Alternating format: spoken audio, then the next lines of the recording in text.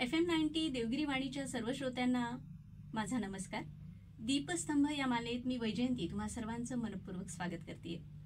श्रोते हो, आजच्या दीपस्तंभ या मालेमध्ये आपण नॅक मूल्यांकन आणि महाविद्यालयांची गुणवत्ता या विषयावर बोलण्यासाठी आमंत्रित केलंय देवगिरी महाविद्यालयाचे उपप्राचार्य प्राध्यापक डॉक्टर विष्णू पाटील यांना. प्राचार्य डॉक्टर विष्णू पाटील हे MA MPhil सेट आणि PhD आहेत. सन 2012 पासून इंटरनॅशनल क्वालिटी ॲश्युरन्स सेल्स IQACच्या अंतर्गत मूल्यमापन कक्षाचे ते डायरेक्टर म्हणून कार्यरत आहेत आणि सरांनी नुकताच ICSSR Indian council of social science रिसर्चचा NEP 2020 वर 14 लाखांचा प्रोजेक्ट पूर्ण केला आहे. सध्या ते वॉरिक युनिव्हर्सिटी लंडन सोबत भारतातील उच्च शिक्षणाच्या स्थितीवर संशोधन करत आहेत. सरांना गेल्या 3 वर्षांमध्ये America, Canada, Spain, Ireland, England या ठिकाणी इंग्रजी साहित्यातील वेगवेगळ्या विषयांवर संशोधनात्मक व्याख्यानांसाठी आमंत्रित केलं गेलं आहे आणि त्यासाठी त्यांना $8,500 शिष्यवृत्ती देखील दिली गेली आहे. चला तर आपण सरांना भेटूयात, सरांशी बोलूयात आणि नॅक मूल्यांकन आणि महाविद्यालयांची गुणवत्ता याविषयी त्यांच्याकडून जाणून घेऊयात. सर नमस्कार. नमस्कार मॅडम. आपलं स्वागत आहे देवगिरी वाणीमध्ये. धन्यवाद मॅडम. सर, आपण नॅक मूल्यांकन आणि महाविद्यालयांची गुणवत्ता हा आपला विषय आहे, तर सर्वात प्रथम आमच्या श्रोत्यांना आपण सांगा की नॅक म्हणजे नेमकं काय?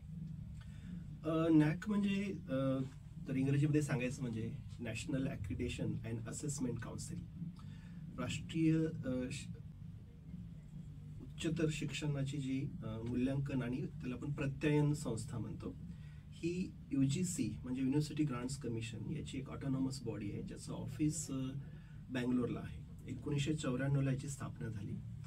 काय असतं की प्रत्येक देशाची एक गुणवत्तेची पातळी, प्रत्येक लेवलची, जी सामाजिक असेल, शैक्षणिक असेल, आर्थिक असेल, ज्यावेळेस आपण पाहतो की वेगवेगळे जे इंडेक्सेस आहेत जगामध्ये, ज्यामध्ये प्रत्येक देशाची गुणवत्ता तपासली जाते, तो आनंदाचा असेल, हॅपीनेस इंडेक्स म्हणतो, अशा सगळ्या इंडेक्समध्ये एक इंडेक्स पण आहे, तो आहे एज्युकेशनचा.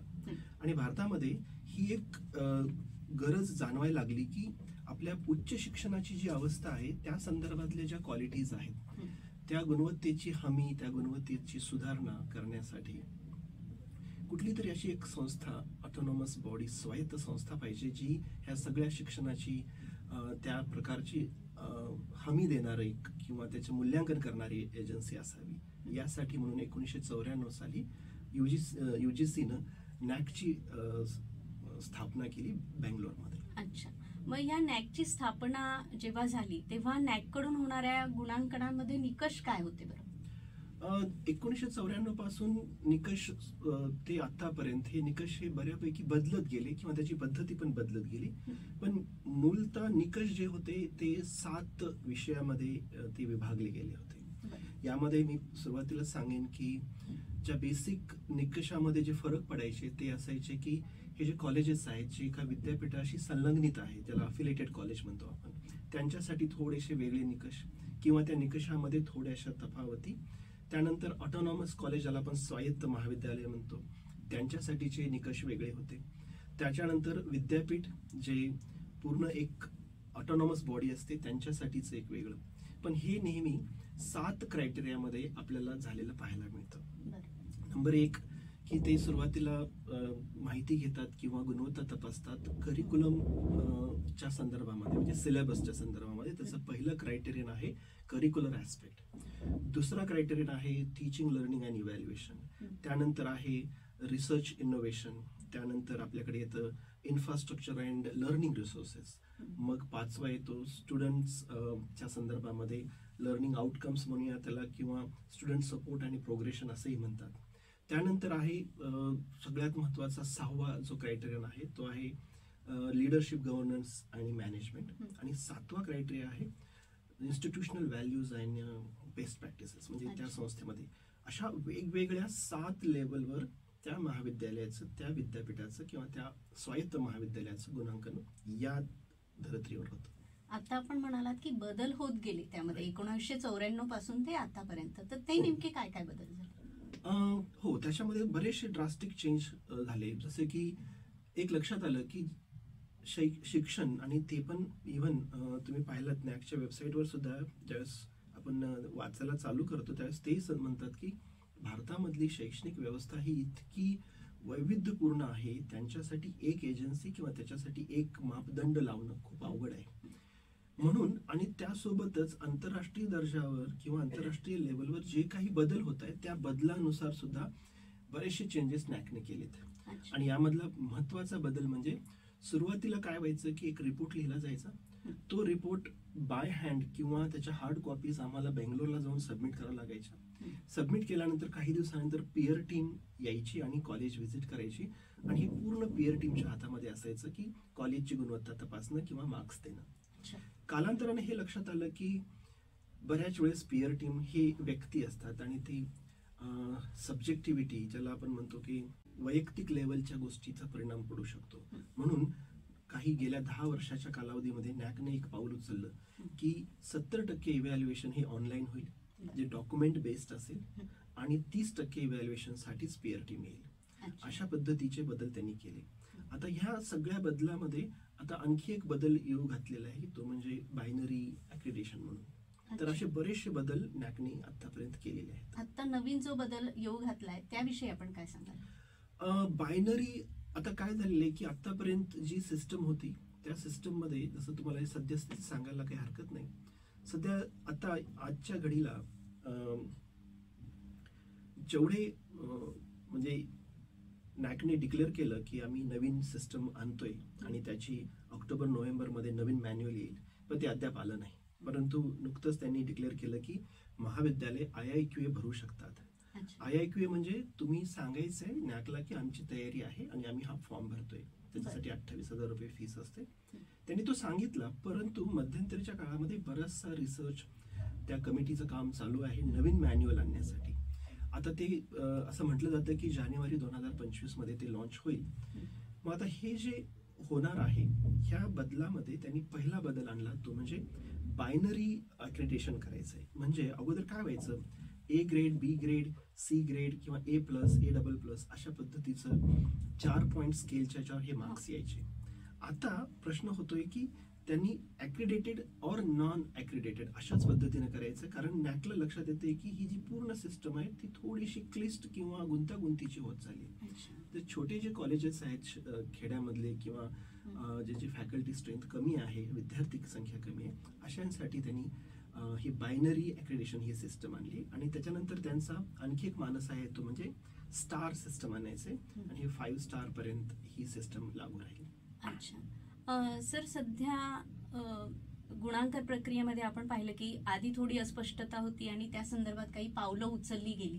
तर स्पष्ट अशी कोणती पावलं उचलली गेली, ठोक अशी? म्हणजे सुरुवातीपासून काय व्हायचं की आम्ही 5 वर्षाचा जो काही लेखाजोखा आहे तो नॅकला सादर करावा लागतो प्रत्येक कॉलेजला, ज्याला आपण असेसमेंट इयर म्हणतो.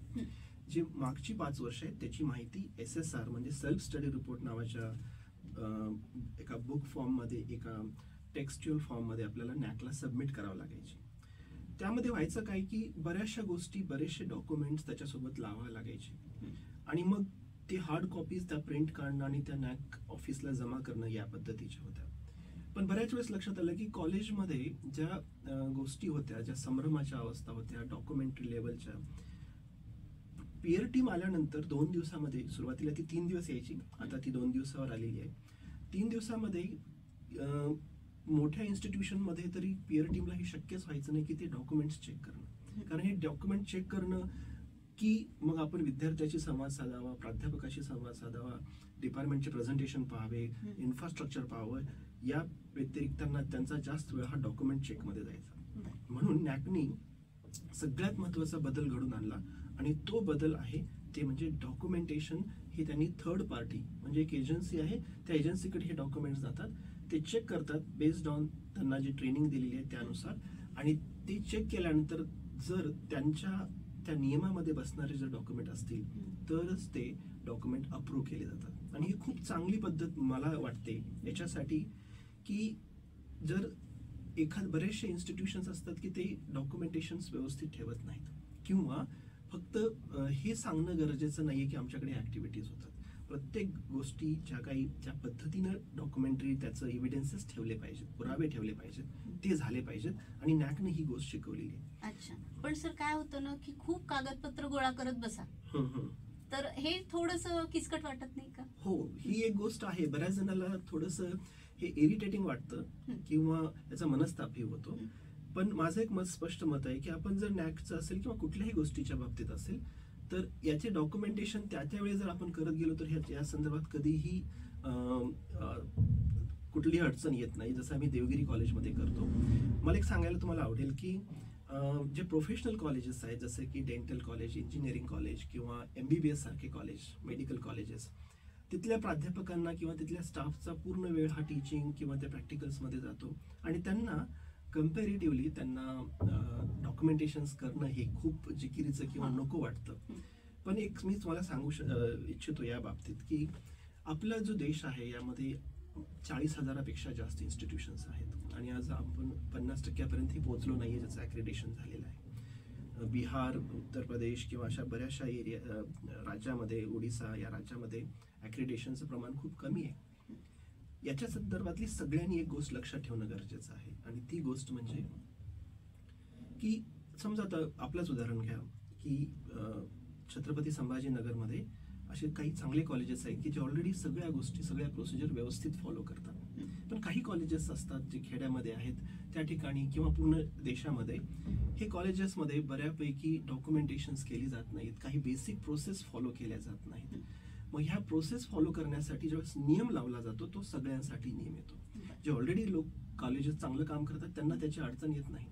पण गुणवत्ता जर वाढवायची असेल तर हे डॉक्युमेंटेशन हा फक्त एक समोरचा भाग दिसतो.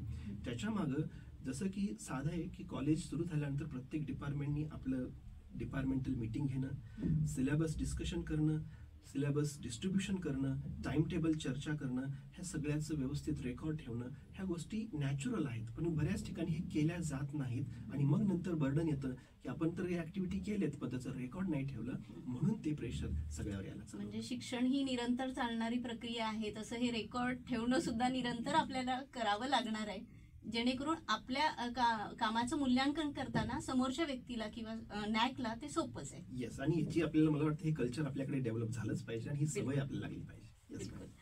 सर, सध्या आपल्या शहराच्या परिसराबद्दल बोलायचं गेलं तर संभाजीनगर महाविद्यालयांच्या नॅक मूल्यांकनाची सध्याची स्थिती काय आहे? या शहरामध्ये बोलायचं गेलं तर आपल्याकडे इथे बऱ्यापैकी म्हणजे मोर दॅन 20 कॉलेजेस आहेत ज्यांचं नुकतंच नॅक झालं आणि आत्ता नुकतंच नॅक झाल्यापैकी आपलं डॉक्टर बाबासाहेब आंबेडकर मराठवाडा विद्यापीठ त्याला A+ हा ग्रेड मिळाला आणि त्यांना 3.38 एवढं CGPA मिळाला.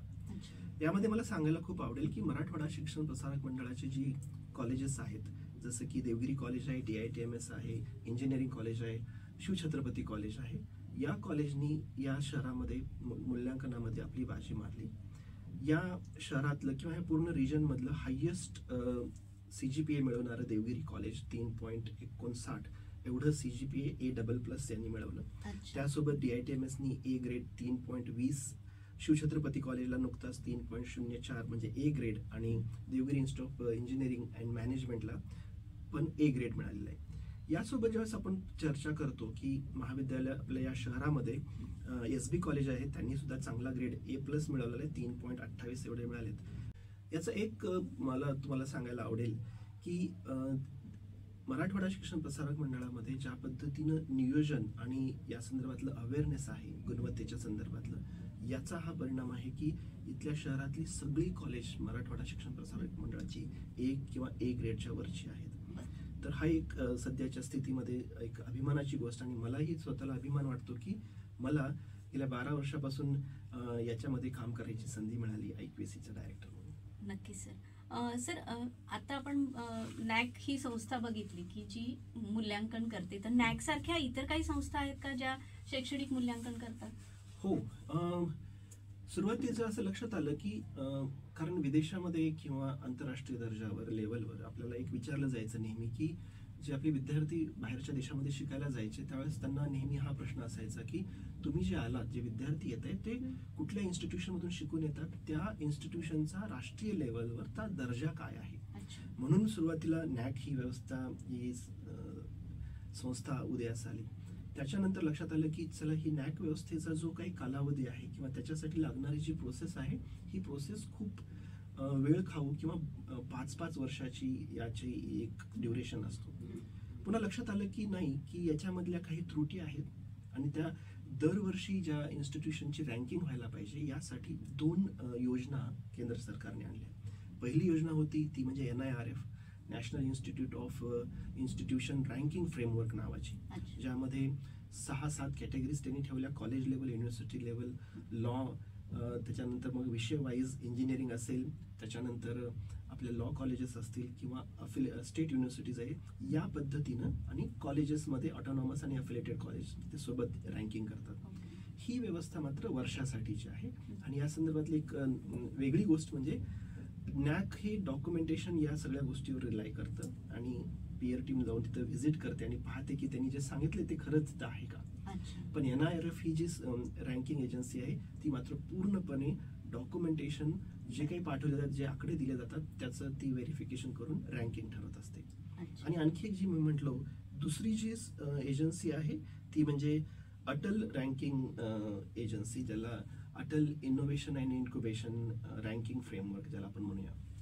ही फक्त त्या इन्स्टिट्यूशनचं रँकिंग करते ज्यांच्यामध्ये इनोव्हेशन, ज्या अशा संस्था आहेत ज्या रिसर्च किंवा ज्या पेटेंट किंवा रिसर्च प्रोजेक्ट या संदर्भामध्ये जे उत्कृष्ट काम करतात, अशा इन्स्टिट्यूशनसाठी ही रँकिंग फ्रेमवर्क आणली गेली. ओके सर, आता तुम्ही सांगितलं म्हणून आम्हाला कळलं, नाही तर यांच्याबद्दल फारसं काही असं ऐकायला मिळत नाही.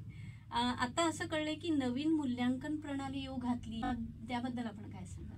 येस, आता जी मगाशी मी त्याचा उल्लेख केला की बायनरी आणि ग्रेडिंग बेस्ड जी जुनी पद्धत होती, आता बायनरी येऊ घातलेली आहे. पण त्या संदर्भातही बऱ्याचशा चर्चा ऐकायला मिळतात की नॅकने आपल्या वेबसाईटवर आता डिक्लेअर केलेलं आहे की, आणि त्याला डिक्लेअर करूनही बरेचसे दिवस झाले, मार्च 2024 मध्ये त्यांनी सांगितलं की नवीन ही सिस्टम येऊ घातलेली आहे आणि त्याचं इम्प्लिमेंटेशन 2024 मध्ये होणार आहे. मग अशी मी उल्लेख केला. तर हे बायनरी म्हणजे त्यामध्ये नॅकने काय केलेलं आहे की सगळ्यात जास्त म्हणजे आता जी कंडिशन चालू आहे सध्या 15,000 ते 20,000 कॉलेज आहेत की जे आज पाईपलाईनमध्ये त्यांचे नॅक असेसमेंट होणं चालू आहे. त्यासाठी सध्या नॅकने याचं एक कारण असावं असं मला वाटतं की जे नवीन कॉलेजेस जे ज्यांना जायचं आहे त्यांचं आज सध्या ते हॉल्टिंग पोझिशनमध्ये आहेत. जसे की गेली 2 महिने 3 महिने झालं नवीन कुठल्याही कॉलेजेसना IIQ भरण्याची आणखी संधी मिळाली नाही, कारण जे आहेत कॉलेज त्यांचेच प्रोसेस पूर्ण करणं चालू आहे. तर यामध्ये नॅकच्या लक्षात आलं की खूप संख्या आहे कॉलेजची आणि प्रत्येक राज्यांनी, प्रत्येक राज्य सरकारनी, केंद्र सरकारनी हे मॅन्डेटरी केलंय की प्रत्येक कॉलेज, प्रत्येक इन्स्टिट्यूशनचं नॅक असेसमेंट झालंच पाहिजे. नाही तर त्यांच्यावर काही कारवाई केली जाते, जसं की त्यांच्या विद्यार्थी संख्येवर काही बंधनं आणली जातात, इव्हन काही अप्रुव्हल्स आहेत ते, आणि हे योग्य पाऊल आहे.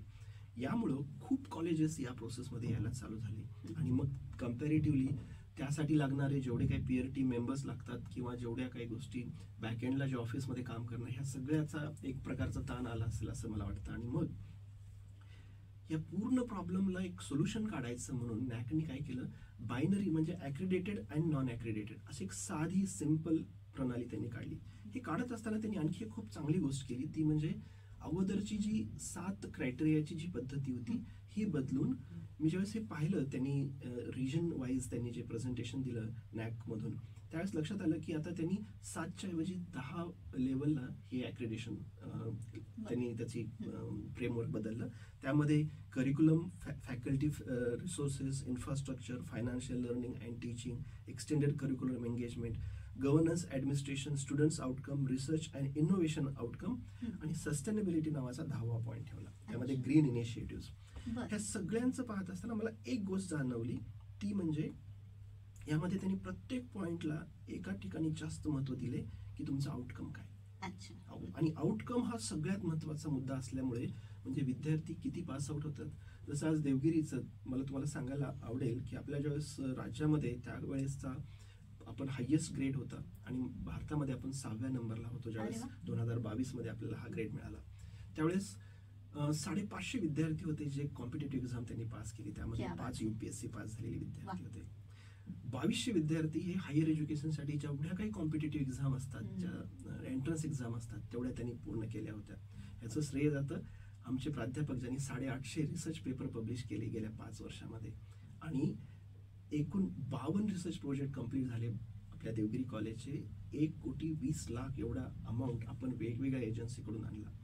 हे सगळं कौशल्य याच्यामध्ये पण आहे की हा फक्त एकच पार्ट नाही, तर स्पोर्ट्समध्ये भेटलेले 550 अवॉर्ड्स, ड्रामा आणि म्युझिक डिपार्टमेंटनी आणलेले जवळपास 350 अवॉर्ड्स वेगवेगळे, जसं जनरल चॅम्पियनशिप ही फक्त देवगिरी कॉलेजची असते दरवर्षी. अरे वा. याचं कष्ट, त्याचं जे श्रेय जातं ते आपल्या मॅनेजमेंट, आपल्या कॉलेजचे प्राचार्य, त्यानंतर ही जी 2 डिपार्टमेंट उत्कृष्ट असं काम करतात, स्पोर्ट्सचं डिपार्टमेंट. मग हे जे आपल्याला लक्षात येतं की पेटंट्स असतील किंवा इनोव्हेटिव्ह ॲक्टिव्हिटीज असतील, आविष्कार मध्ये मिळालेले अवॉर्ड्स असतील, ह्या सगळ्यांचं एक परिपाक बनतो की ज्यावेळेस एक कॉलेजला या पद्धतीचं यश मिळतं. मग आता हे करत असताना आता महाविद्यालयासाठी इथून पुढची जी ॲक्रिडेशन सिस्टम आहे ही आणखी चॅलेंजिंग होणार आहे. आणि याचा मुद्दा आणखी परत इथे तो डॉक्युमेंटेशन लेवल. कारण जर विद्यार्थी तुमचे यशस्वी होत आहेत तर ते होत आहेत हे सांगण्यासाठी तुम्हाला डॉक्युमेंट दाखवावं लागेल. नक्कीच. सर, या नॅक मूल्यांकनामध्ये मराठवाडा शिक्षण प्रसारक मंडळ आणि देवगिरी महाविद्यालय यांनी नॅकच्या गुणवत्तेच्या बाबतीत केवळ मराठवाड्यातच नाही तर महाराष्ट्राचं प्रतिनिधित्व करून यश मिळवत गुणवत्तेचा स्वतःचा असा एक पॅटर्न तयार केलाय. तर त्या पॅटर्न बद्दल आपण काय सांगाल? हे खरं आहे आणि ही अभिमानाची गोष्ट आहे. आणि आम्हाला ही म्हणजे we are not boasting about this की आम्हाला त्याचा गर्व नाहीये, पण आम्हाला एक खूप आनंद वाटतो की आम्ही जे कष्ट घेतोय आणि हे मॅनेजमेंटचं ध्येय आहे की education for masses and providing quality education to everyone who seeks it. म्हणजे ज्यांना गुणवत्तापूर्ण असं एज्युकेशन पाहिजे ते देण्याची हमी ही संस्था देते, मराठवाडा शिक्षण प्रसारक मंडळ. आणि प्रत्येक वेळेस आमचे सरचिटणीस साहेब असेल, अध्यक्ष साहेब असतील आणि सर्व मेंबर असतील किंवा स्थानिक नियामक मंडळाचे जे सदस्य आहेत, हर्षांना असतील, ह्या सगळ्यांचं एक मला वाटतं की कुठल्याही गुणवत्तेच्या संदर्भातल्या बाबतीत लागणारे जेवढे काही फंड्स आहेत त्याबद्दल आम्हाला कधीही कुठल्याही प्रकारची अडचण आली नाही. मग याचा परिपाक असा होतो की ज्यावेळेस आज ह्याच फक्त मराठवाड्यामध्येच नाही, महाराष्ट्रामध्ये आणि इव्हन भारतामध्ये चर्चा होते की एक संस्था आहे ज्यामध्ये बरेचसे कॉलेजेस आहेत, जसं की महाराष्ट्रामध्ये बऱ्याचशा दुसऱ्याही संस्था आहेत, पण या संस्थेचा हा एक ट्रेडमार्क झालेला आहे की इथले जे कॉलेजेस आहेत, जसं देवगिरी कॉलेज असेल ते आज पिनॅकल ज्याला आपण म्हणूया, पण खेड्यामध्ये किंवा सेमी अर्बन एरियामध्ये असलेले गेवराईला असलेलं आरबी अट्टल कॉलेज आहे, गंगापूरला असलेलं जे कॉलेज आहे त्या कॉलेजनी आज महाराष्ट्रामध्ये ग्रामीण भागातल्या सगळ्यात जास्त ग्रेड मिळवणारं A++ ग्रेड मिळवणारं हे आज महाराष्ट्रातलं सगळ्यात हायेस्ट लेवलचं कॉलेज आहे. मग यानंतर तुम्ही बलभीम कॉलेजचा विचार करा किंवा माजलगावचं कॉलेज असेल, इव्हन धारूरचं कॉलेज किंवा आपलं अंबाजोगाईचं कॉलेज आणि आणखी शिवाजी कॉलेजचं तर काय सांगायचं. ह्या सगळ्या कॉलेजनी आपली गुणवत्ता फक्त सिद्ध नाही केली तर गेली कित्येक वर्ष ती सातत्यानं दाखवत आहेत की ही गुणवत्ता आम्ही जोपासतो. याचाच अर्थ काय होतो की या संस्थेनी ज्या पद्धतीनं, म्हणजे इव्हन आपले जे नॉन ग्रांट कॉलेज आहेत, विनाअनुदानित कॉलेज, जसे की लासू स्टेशनला कॉलेज आहे, शाहू कॉलेज आहे आपलं, त्यानंतर नुकतं नवीन ओपन झालेलं काही वर्षापूर्वी स्वर्गीय भानुदासराव चव्हाण कॉलेज आहे लोहाऱ्याचं, त्यानंतर शिवछत्रपती कॉलेज आहे जे की विनाअनुदानित तत्वावर चालतं. हे असून सुद्धा यांचं वेळेवर मूल्यांकन होईल आणि तेही गुणवत्तापूर्व होईल याची सुद्धा काळजी मॅनेजमेंटने घेतली. आणि याचाच फायदा असा झाला की विनाअनुदानित कॉलेजची जेवढी यादी आहे आपल्या पूर्ण रिजनमध्ये या डॉक्टर बाबासाहेब आंबेडकर मराठवाडा विद्यापीठाच्या अंतर्गत फक्त मराठवाडा शिक्षण प्रसारक मंडळाचेच कॉलेज असे आहेत की ती कम्प्लीट पूर्ण असं एकही कॉलेज नाहीये की ज्यांचं नॅक मूल्यांकन झालेलं नाहीये. क्या बात आहे. खरंच यासाठी सातत्य लागते, मेहनत लागते आणि आपल्यासारखी टीम सोबत असेल तर खूप छान काम होऊ शकतं शिक्षणाच्या क्षेत्रामध्ये. सर, आपण इथे आलात आणि नॅक मूल्यांकन आणि महाविद्यालयांची गुणवत्ता याविषयी आम्हाला इतकी छान माहिती दिलीत आणि जे काही आमच्या मनातले प्रश्न होते त्या प्रश्नांना छान उत्तरं मिळाली आणि आपली गुणवत्ता वाढवण्याच्या दृष्टीने सगळी महाविद्यालयं नक्कीच प्रयत्न करतील. डॉक्युमेंटेशन हा जो भाग होता तो कसा हँडल करायचा ते देखील आपण खूप छान पद्धतीने सांगितलं, जेणेकरून ज्यांना आपलं नॅक मूल्यांकन व्हावं असं ज्या महाविद्यालयांना वाटतं ते त्या दृष्टीने देखील काळजी घेतील. जाता जाता एक शेवटचा प्रश्न विचारते की ज्या महाविद्यालयांना आपली गुणवत्ता वाढावी आणि आपल्याला A++ ग्रेड मिळावा अशी ज्यांची इच्छा आहे त्यांना आपण काय मार्गदर्शन कराल? हा एक महत्वाचा प्रश्न तुम्ही विचारलात मॅडम. जसं मी मगाशी सांगितलं की देवगिरी महाविद्यालयाने डॉक्युमेंटरी एव्हिडन्स तर गोळा केलेच, एकूण आम्ही 60,000 डॉक्युमेंट अपलोड केले नॅकच्या वेबसाईटवर आणि ॲक्च्युली टोटल आम्ही 1.5 लाख पेजेस स्कॅन केले होते. अच्छा. या संदर्भातली एक गोष्ट मला सांगायची सगळ्याच कॉलेजेसला की डॉक्युमेंटेशन हा एक महत्त्वाचा भाग तर आहेच, पण त्याही पेक्षा महत्त्वाचं आहे चांगला ग्रेड येणं हे त्या संस्थेमधल्या प्रत्येक व्यक्तीचं काम आहे, प्रत्येक व्यक्तीची जबाबदारी आहे. मॅनेजमेंट असेल, त्यातले प्राचार्य असतील, स्टाफ असेल, IQAC असेल, IQACचे कोऑर्डिनेटर आहे, प्रत्येक जो एलिमेंट एक स्टेक होल्डर आहे त्या प्रत्येकांचं काम आहे की त्यांनी यामध्ये योगदान दिलं पाहिजे. यासाठी मी नेहमी सगळ्या कॉलेजेसमध्ये सांगत असतो किंवा आमच्याही स्टाफला मी ही चर्चा नेहमी करत असतो की ज्यावेळेस माझ्या लाईफमधला बेस्ट टाइम मी ज्या या इन्स्टिट्यूशनला देतो त्यावेळेस something best should come out of this. म्हणजे आपल्या हा जो सकाळचा ह्या दिवसभराचा जो उत्कृष्ट असा वेळ आहे जो मी माझ्या फॅमिलीला देत नाही, माझ्या मुलांना देत नाही, माझ्या मित्रांना देत नाही, तो मी या कॉलेजमध्ये देतो. मग मी ज्यावेळेस बेस्ट टाइम देतोय तर त्याचं आउटकम सुद्धा बेस्ट आलं पाहिजे. ज्यावेळेस तुम्ही या तत्वाने काम करताय की कोणीतरी आपल्याला शाबासकी देईल किंवा कोणीतरी आपल्याला नेहमी त्याचं क्रेडिट देईल, हाही विचार तो बाजूला ठेवून आपलं काम आहे त्यासाठी आपल्याला पगार मिळतो आणि आपली जबाबदारी आहे की आपल्या देशाच्या ह्या सगळ्या गुणवत्तेच्या हमीचा कार्यक्रम एक वरच्या लेवलला नेणं.